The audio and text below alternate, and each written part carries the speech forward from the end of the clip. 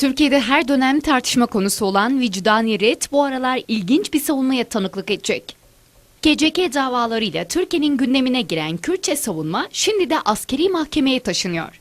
Kürtçe savunmayı askeri mahkemeye taşıyacak olan ilkihaber.com ve taraf yazarı Ali Fikri Işık, askerlik yapmadığı gerekçesiyle yaklaşık 2 aydır Edirne Askeri Cezaevinde tutuklu bulunuyor. Daha önce Avrupa İnsan Hakları Mahkemesi vicdani ret davasında Türkiye'yi haksız buldu. Halit Savda isimli vatandaşın yaptığı başvuruyu karara bağlayan Avrupa İnsan Hakları Mahkemesi, Türkiye'nin Avrupa İnsan Hakları Sözleşmesi'nin kötü muamelenin yasaklanması ile ilgili 3. ifade özgürlüğü ile ilgili 9. ve adil yargılanma hakkı ile ilgili 6. maddelerini ihlal ettiğine hükmetmiş, Türkiye'nin Savda'ya mahkeme masrafları da içinde olmak üzere yaklaşık 14.000 avro ödemesine karar vermişti. Fakat 14 Ağustos'ta görülecek vicdani ret davasını diğerlerinden ayıran bir özellik var.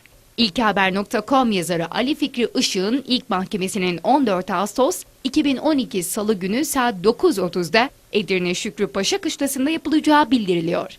Sitede yer alan bilgilere göre Ali Fikri Işık askeri mahkemede savunmasını Kürtçe yapacak.